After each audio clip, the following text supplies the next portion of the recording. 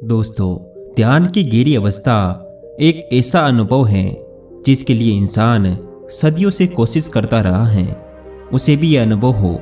लेकिन इस अवस्था में बहुत कम लोग ही पहुंच पाते हैं, क्योंकि इसके लिए बहुत मेहनत करनी पड़ती है, तब जाकर इसका अनुभव होता है। ध्यान की गहरी अवस्था का अनुभव कैसे होता है, इसको हम इस कहानी के जरिए समझते हैं। बहुत पुराने समय की बात है। एक व्यक्ति था जिसके अंदर आत्मज्ञान और अपने आप को पहचानने की जिज्ञासा थी। वह एक ऐसे गुरु की तलाश में था जो उसे ध्यान करना सिखा सके। गुरु की तलाश में वह बहुत भटका, बहुत गुरुओं के पास गया ध्यान सीखने के लिए, अपने आप को जानने के लिए, लेकिन उसे कोई भी सच्चा गुरु नहीं मिला। उसका मन शांत नहीं था। ऐसे ढूंढते ढूंढते उसे कई साल बीत गए। वह थक चुका था, निराश हो चुका था, क्योंकि जिसकी वह तलाश कर रहा था वह उसे नहीं मिल रहा था। एक दिन किसी ने उसको बताया, अगर तुम सच में सच्चे गुरु की तलाश करना चाहते हो तो तुम्हें हिमालय जाना होगा। वहाँ आसपास के रहने वाले लोगों से सुना है कि वहाँ पर कोई एक योगी रहता है, लेकिन किसी को ये नहीं पता कि उसका घर कहाँ पे है, क्योंकि वह योगी किसी को मिलता नहीं है। अगर कोई उसका घर ढूंढ भी ले तो वह वहाँ से भी चला जाता है, लेकिन एक बात तो पक्की है कि वह हिमालय की दुर्गम पहाड़ियों के बीच में कहीं रहता है। अगर तुम्हें उसकी तलाश करनी है तो हिमालय की दुर्गम पहाड़ियों के बीच में तुम्हें जाना होगा। वह आदमी बूढ़ा हो चुका था, लेकिन फिर भी वह हिमालय जाने के लिए तैयार हो गया।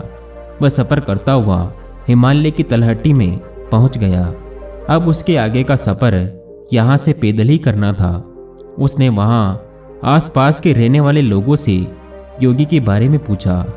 लोगों ने कहा कि हमने उस योगी के बारे में सुना तो है, लेकिन हमें यह नहीं पता कि वे रहता कहाँ है। अगर तुम सच्चे दिल से उसकी तलाशी करोगे तो वह तुम्हें जरूर मिल जाएंगे। वह आदमी हिमालय की दुर्गम चोटियों में योगी को ढूंढने चल पड़ा। वह एक पहाड़ी से दूसरी पहाड़ी पर उस योगी को ढूंढने लग गया, लेकिन योगी उसको नहीं मिला। लेकिन उस व्यक्ति ने भी हार नहीं मानी। उसने अपनी तलाश जारी रखी। वह योगी को ढूंढते ढूंढते थक चुका था। कई बार तो उसकी हिम्मत भी जवाब दे जाती।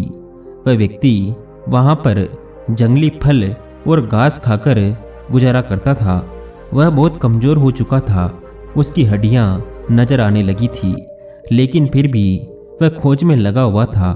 उसका इरादा पक्का था कि उसे योगी को खोजना ही है, भले ही उसकी खोज में उसकी जान ही क्यों न चली जाए।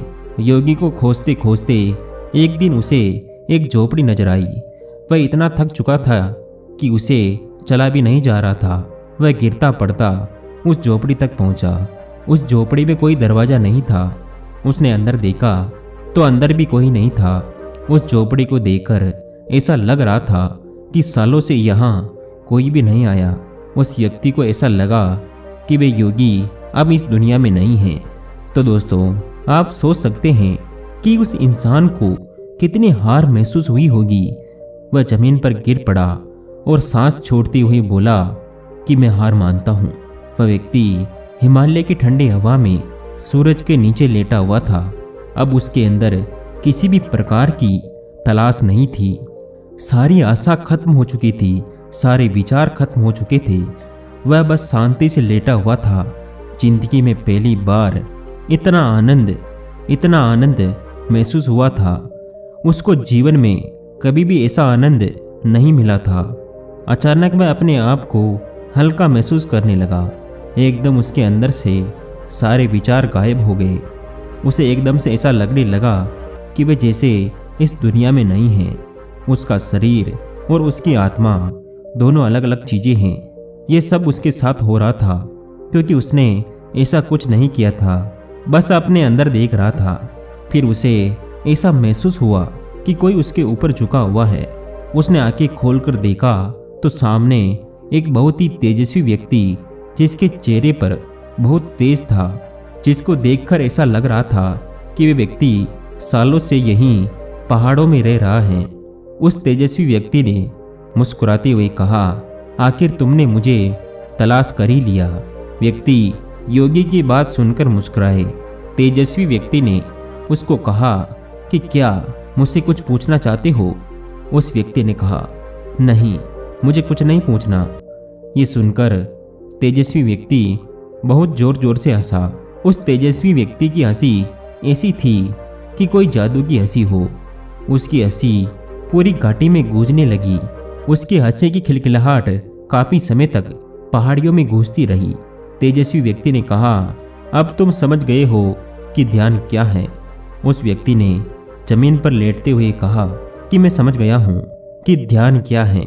दोस्तों, अब हम समझते हैं कि उस व्यक्ति के साथ ऐसा क्या हुआ कि जिस ध्यान को वह सालों से ना समझ सका, वह उसे एक पल में ही कैसे समझ में आ गया।